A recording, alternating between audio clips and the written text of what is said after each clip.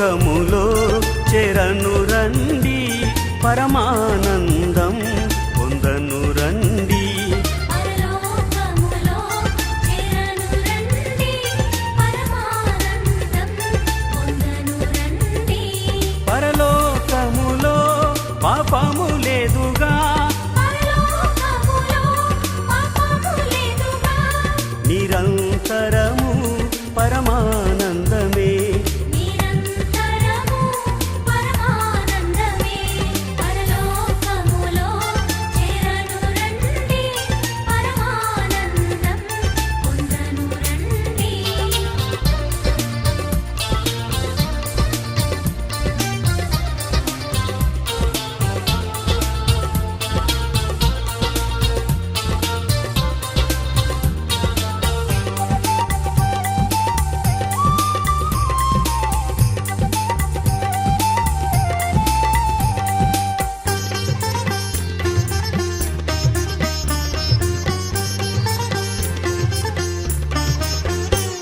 పరిశుద్ధుడగు శ్రీయేసుండే పరిశుద్ధులతో కెరూబులతో నిరంతరము స్తుతింపబడు, నిరంతరము స్తుతింపబడు. పరలోకములో చెరను రండి, పరలోకములో చెరను రండి. పరలోకములో చెరను రండి, పరమానందం పొందను రండి. పరలోకములో చెరను రండి, పరమానందం పొందను రండి.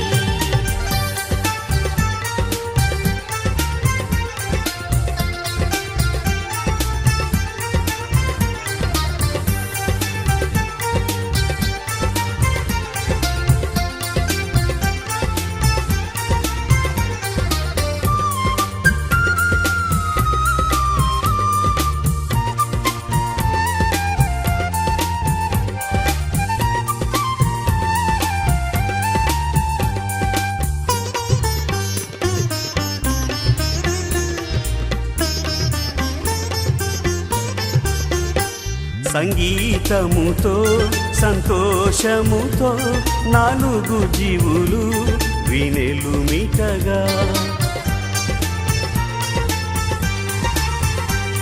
ఇరువది నలుగురు పెద్దలందరూ, ఇరువది నలుగురు పెద్దలందరూ యేసుని ఎదుట సాగిలపడిరి. యేసుని ఎదుట సాగిలపడిరి. పరలోకములో చెరను రండి, పరమానందం పొందను రండి. పరలోకములో చెరను రండి, పరమానందం పొందను రండి.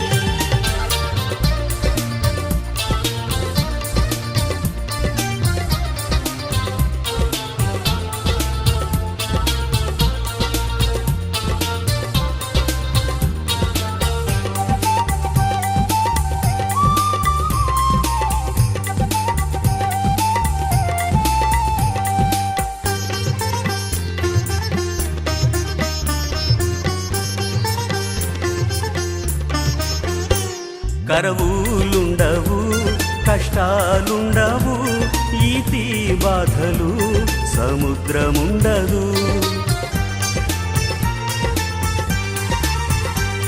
మరణము లేదు, దుఃఖము లేదు, మరణము లేదు, దుఃఖము లేదు. నిరంతరము పరమానందమే. నిరంతరము పరమానందమే. పరలోకములో చెరను రండి, పరమానందం పొందను రండి. క్రీస్తు యేసునందు ప్రియమైన సోదరి సోదరులారా, మన ప్రభువును రక్షకుడునైన యేసుక్రీస్తు యొక్క పరిశుద్ధమైన నామమున మీ అందరికీ నా హృదయపూర్వకమైన వందనాలు తెలియజేస్తూ ఉన్నాను. ఈ సమయమునందు దేవుని వాక్యాన్ని వినడానికి, ఈ కార్యక్రమాన్ని చూడడానికి మీరు ఆశపడి సిద్ధపడి ఉన్నందుకు మరొకసారి మీకు కృతజ్ఞతలు తెలియజేస్తూ ఉన్నాను. దేవుని వాక్యాన్ని కలిసి విందాం, ఆధ్యాత్మిక క్షేమాన్ని అనుభవిద్దాం. పితరుడైన అబ్రహాము జీవితాన్ని గూర్చి మనం అధ్యయనం చేస్తూ ఉన్నాం. అందులో భాగంగా 17వ అధ్యాయంలో మనం ఉన్నాం. 17వ అధ్యాయంలో 1 నుంచి 7 వచనాల వరకు దేవుడు అబ్రహాముతో మాట్లాడిన సంగతులను మనం చూడగలుగుతూ ఉన్నాం. ఈ 1 నుంచి 7 వచనాల వరకు ఉన్న సంగతి, దేవుడు అతన్ని కనికరించి అతనికి సంతానాన్ని అనుగ్రహిస్తాను అని చెప్పటమే. అంటే సంతానమును గుర్చిన వాగ్దానం ఇక్కడ మనకు కనిపిస్తూ ఉంది. ఇక 8వ వచనానికి రాగా, నీవు పరదేశివై ఉన్న దేశమును, అనగా ఈ కనాను దేశాన్ని, నీ సంతానం అంతటికి నేను నిత్య స్వాస్థ్యముగా ఇచ్చి వారికి దేవుడనై ఉందును అని అబ్రహాముతో దేవుడు అన్నాడు. సంతానమును గూర్చిన నిబంధన వాగ్దానం, అలాగే దేశమును గూర్చిన నిబంధన వాగ్దానం ఆయన ఆ ప్రజలకు అబ్రహాము ద్వారా అనుగ్రహిస్తూ ఉన్నాడు. 8వ వచనాన్ని నేను చదువుతున్నాను.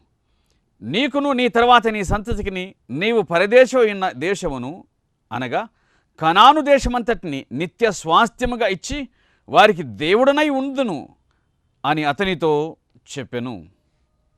ప్రియులారా, దేవుడు ఒకసారి చెప్తే చాలు, కానీ ఆయన పలుమార్లు చెప్పడం అనేటువంటిది ఆ వాగ్దానాన్ని గుర్తు చేయటం మాత్రమే కాక, ఆ వాగ్దానాన్ని ఆయన స్థిరపరుస్తూ ఉన్నాడు, తన దాసుని విశ్వాసమందు బలపరుస్తూ ఉన్నాడు.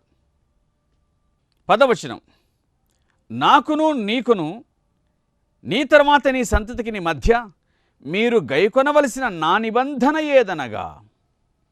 నిబంధన అని మాట్లాడుకుంటూ వస్తూ ఉన్నాం, నిత్య నిబంధన అని ఆయన మాట్లాడిన మాటలు వింటూ ఉన్నాం.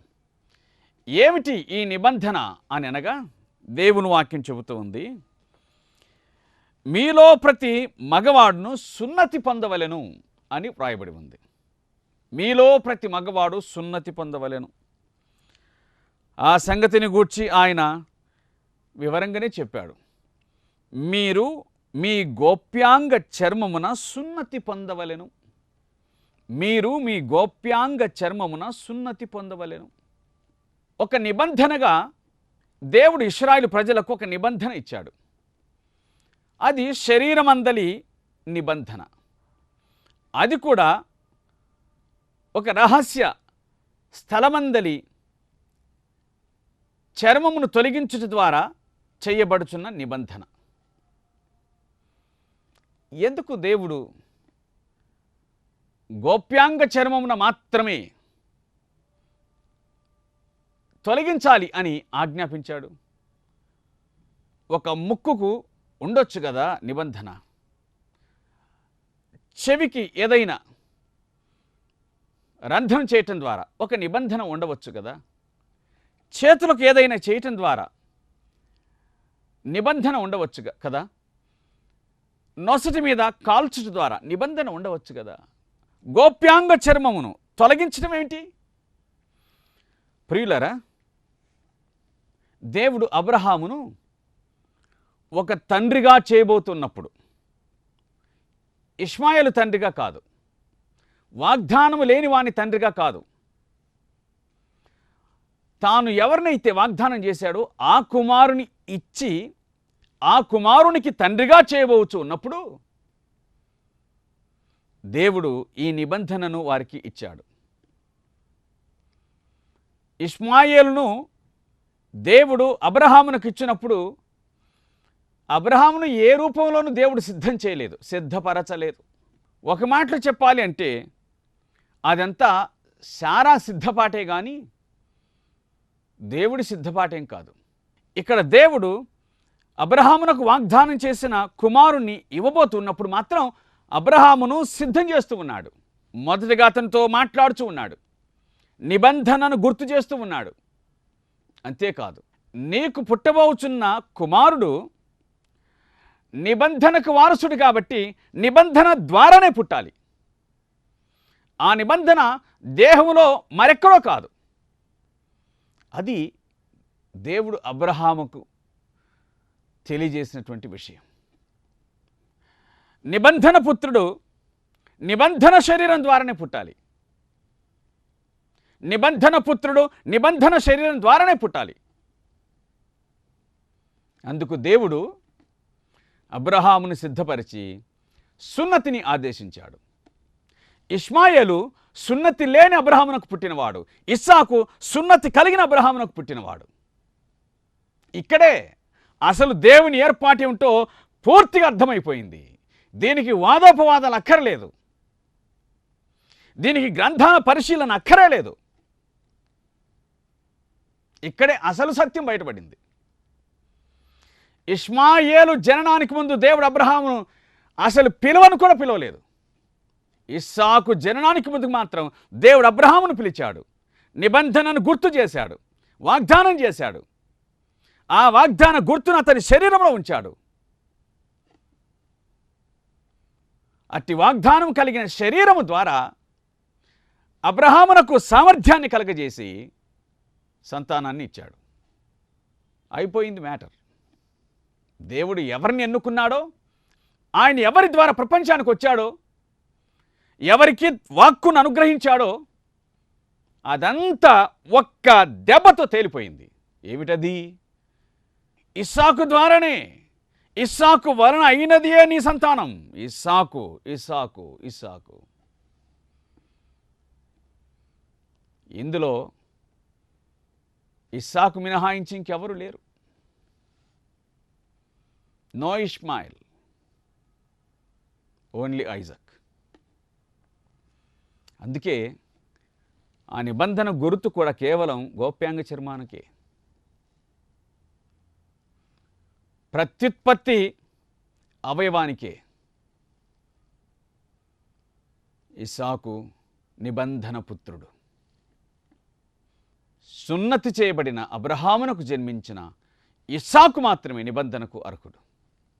కాబట్టి మీలో ప్రతివాడు కూడా, ప్రతి మగవాడు సున్నతి పొందాలి.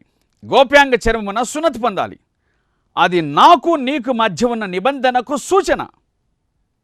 8 దినముల వయస్సు గలవాడు అనగా నీ ఇంట పుట్టినవాడైనా, నీ సంతానం కాని అన్యుని యొద్ద వెండితో కొనబడినవాడైనను, మీ తరములో ప్రతివాడు, మీలో ప్రతి మగవాడు సున్నతి పొందవలెను. ఇది దేవుడు అబ్రహాముతో చేసిన నిబంధన, ఇచ్చిన ఆజ్ఞ. ఆదికాండం 17వ అధ్యాయం 13-14లో నీ ఇంట పుట్టినవాడు, నీ వెండితో కొనబడినవాడు తప్పక సున్నతి పొందవలెను. ఎవడు సున్నతి పొందడో, ఎవని గోప్యాంగ చర్మమున సున్నతి చేయబడదో అట్టివాడు తన జనుల్లో నుండి కొట్టివేయబడును. వాడు నా నిబంధన మీరి ఉన్నాడని అబ్రహాముతో చెప్పెను. దేవుడు ఎంత పర్టికులర్గా ఉన్నాడో అర్థమవుతుంది. దేవుడు ఎంత శ్రద్ధ కలిగి ఉన్నాడో ఈ విషయంలో మనకు బాగా అర్థమవుతుంది. మానవుని తలంపుల వంటివి కావు దేవుని తలంపులు. అందుకే దేవుడు తాను ఏమి చేయదలుచుకున్నాడో ఆ విషయంలో ఆయన స్పష్టంగా ఉన్నాడు, ఆయన ఖచ్చితంగా ఉన్నాడు. ఈ సంగతిని ఆయన వారికి ఆజ్ఞాపించాడు. అబ్రహామును సిద్ధపరిచాడు దేవుడు, ఇప్పుడు హవ్వను సిద్ధపరుస్తున్నాడు. మరియు దేవుడు, నీ భార్య అయిన శారాయి పేరు శారా అనవద్దు, ఏలయనగా ఆమె పేరు శారా. నేను ఆమెను ఆశీర్వదించి ఆమె వలన నీకు కుమారుని కలుగజేసేదను. నేను ఆమెను ఆశీర్వదించేదను, ఆమె జనమునకు తల్లి. అబ్రహాము జనములకు తండ్రి, శారా జనములకు తల్లి. జనములకు, జనములకు, ఒకరు కాదు, ఇద్దరు కాదు, జనములు. ఎస్, అబ్రహాము విశ్వాసులకు తండ్రి, జనములకు తండ్రి. భౌతికంగాను ఆత్మీయంగాను యూదులకు తండ్రి. ఆత్మ సంబంధమైన విషయంలో విశ్వసించిన ప్రతివానికి తండ్రి. యూదులైతేనేం, అన్యజనులైతేనేం, ఇంకెవరైతేనేం విశ్వసించిన ప్రతి వారికి అబ్రహాము తండ్రి, వారు అతని పిల్లలు, జనములకు తండ్రి. అలాగే శారా జనములకు తల్లి. దేవునికి స్తోత్రం కలుగునుగాక. హాగరు కాదు, జనములకు తల్లి. శారా జనములకు తల్లి. దేవుడు చెప్పిన మాటలు. రాజులు ఆమె వలన కలుగుదరని అబ్రహాముతో చెప్పాను. అబ్రహాము సాగిలపడి నవ్వి, 100 ఏండ్ల వానికి సంతానం కలుగున, 90 ఏండ్ల శారా కనునా అని తన మనస్సులో అనుకొనెను. అబ్రహాము నవ్వెను. సాగిలపడి నవ్య. సాగిలపడి భక్తి ప్రదర్శిస్తున్నాడు, సాగిలపడి సంతోషిస్తున్నాడు. ఈ మాటలు చెబుతుంటే సాగిలపడి సందేహిస్తూ ఉన్నాడు. నవ్వి అంటే దేవుడు చెప్పింది జరగదని కాదు, తన బలహీనత చూసుకున్నాడు. 100 ఏండ్ల వానికి సంతానం కలుగుతుందా? సాధ్యమేనా ఇది? కాబట్టి ప్రభువా, ఆ పుట్టబోయేవాడి సంగతి ఎందుకయ్యా? ఇష్మాయేలు నీ సన్నిధిని బ్రతుకను అనుగ్రహించుమని దేవునితో చెప్పగా, ఆ పుట్టబోయేవాడి సంగతి ఎందుకండి? ఇష్మాయేలు ఉన్నాడు కదా, పుట్టినోడు ఉన్నాడు కదా, వాడిని ఆశీర్వదించు చాలు. వాడి సంగతి చూసుకో. వాడు నీ సన్నిధిలో బతికితే అంతే చాలు నాకు. 18వ వచనం. అబ్రహాము ఇష్మాయేలుని సన్నిధి బ్రతుకును అనుగ్రహించమని దేవునితో చెప్పగా, 19వ వచనం. దేవుడు, నీ భార్య అయిన శారా నిశ్చయముగా నీకు కుమారుని కనును. నీ భార్య అయిన శారా, సంతానం అనగా భార్యాభర్తలది. సక్రమ సంతానం సక్రమ సంబంధంలో నుంచి వచ్చింది. కాబట్టి నీ భార్య అయిన శారాయి నీ కుమారుని కనును.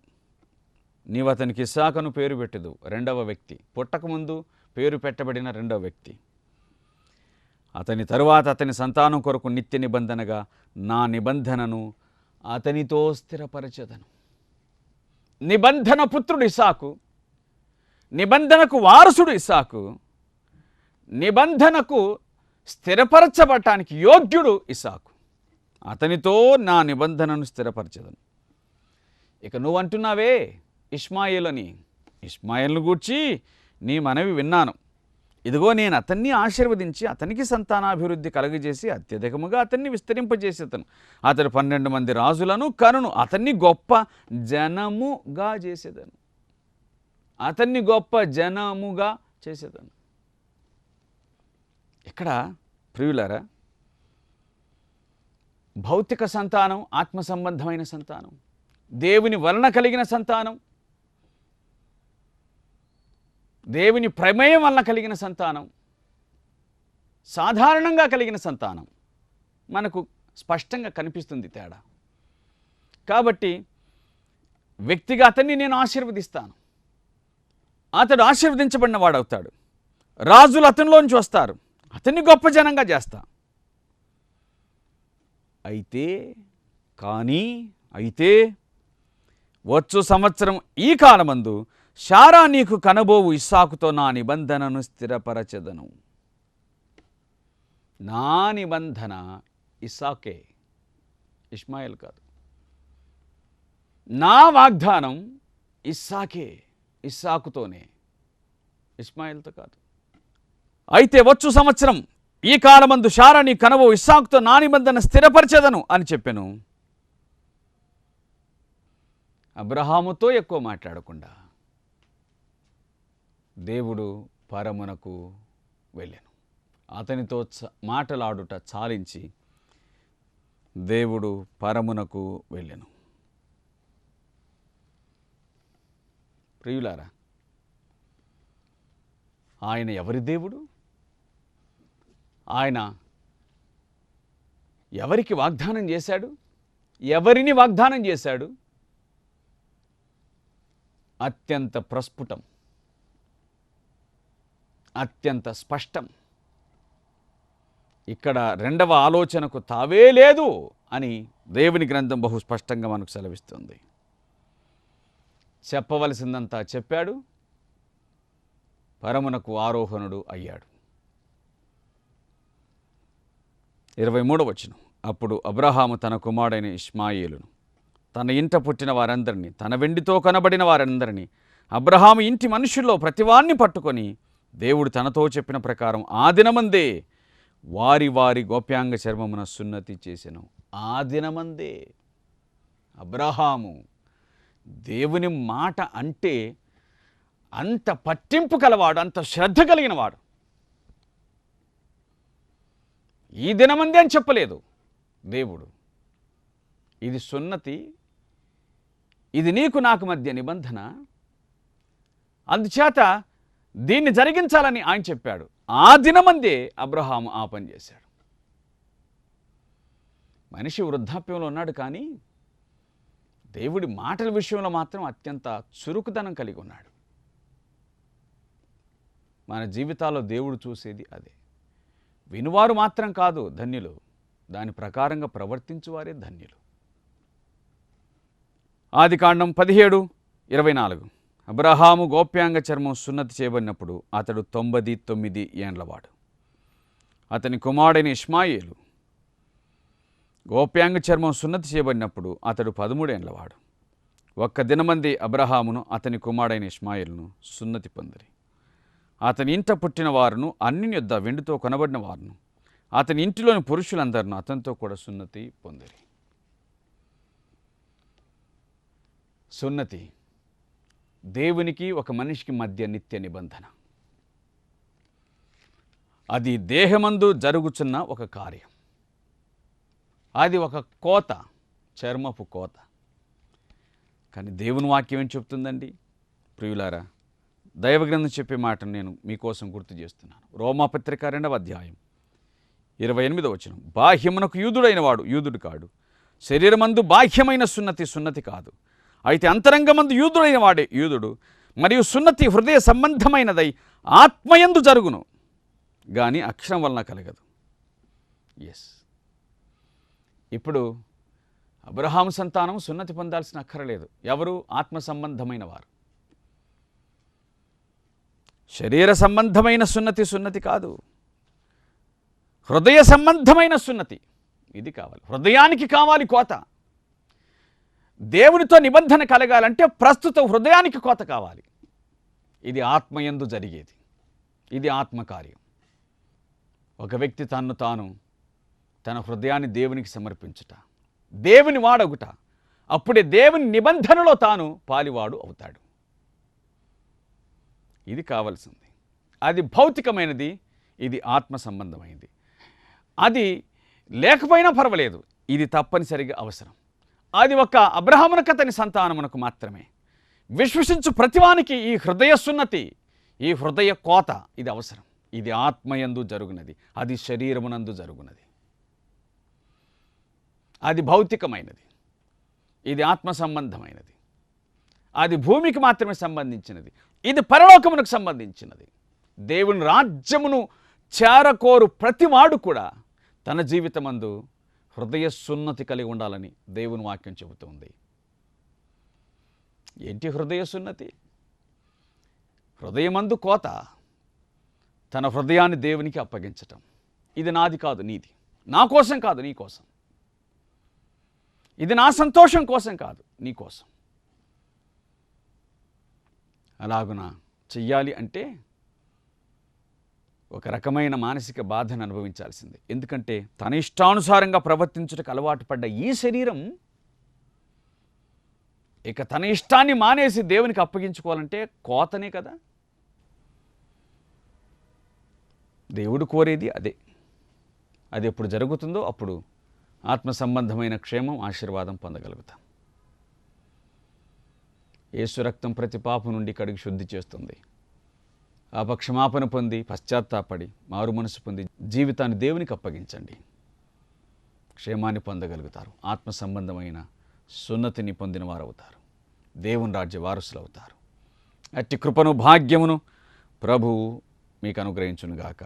ఆమేన్. ప్రార్థన చేద్దాం. కృపాసత్య సంపూర్ణుడా, నిత్య నివాసి నిరంతర స్తోత్రార్హుడా, సదాకాలం ఏకరీతిగున్న కన్న తండ్రి, ఆది మధ్యాంతరహితుడవైన దేవ, మీ ఘననామమున కృతజ్ఞతాస్థుతులు చెల్లిస్తూ ఉన్నాం. మాకు ఆయుష్కాలమునిచ్చి ఆరోగ్యమునిచ్చి ఈ దినమందు మీ పాద సన్నిధిలో చేరి మీ వాక్యమును వినడానికి ఇచ్చిన అవకాశం కోసం మీకు స్తోత్రాలయ్యా. ఏమి చెల్లించి మీ రుణాన్ని తీర్చుకుంటాము తండ్రి, మేమేమి చెల్లించిన రుణస్థులమే. అంచేత మా మట్టుకు మీరు మమ్మను ప్రేమించి మాకు అనుగ్రహిస్తున్న ఆత్మ సంబంధమైన శరీర సంబంధమైన ప్రతి క్షేమాన్ని బట్టి మీకు వందనాలు, స్తోత్రాలు. మా జీవితాల్లో ఆత్మ సంబంధమైన ప్రతి కొరతను అవసరతను తీర్చండి. మా హృదయాలకు ఇంకను సున్నతి అనుగ్రహించండి. మీ పాద సన్నిధిలో ఉండేటువంటి భాగ్యం, మీ సన్నిధిలో నిలిచి నడుచుకునేటువంటి భాగ్యం మాకిమ్మని మా ప్రార్థన. అబ్రహాం వలె సాగిలపడి మీతో మాట్లాడటకు, ఎహెచ్కేల్ వలె చక్కగా నిలవడు మీతో మాట్లాడటకు కావలసిన కృపనిమ్మని మా ప్రార్థన. మా మనవలు అంగీకరించండి, ఆలకించి దీవించి బలపరచండి. మీ కృపాక్షేమం మా వెంట రాజ్యమని వేడుకొనొచ్చు. ఏ అక్కర్లో ఎవరున్నారో తండ్రి మేము ఎరగం.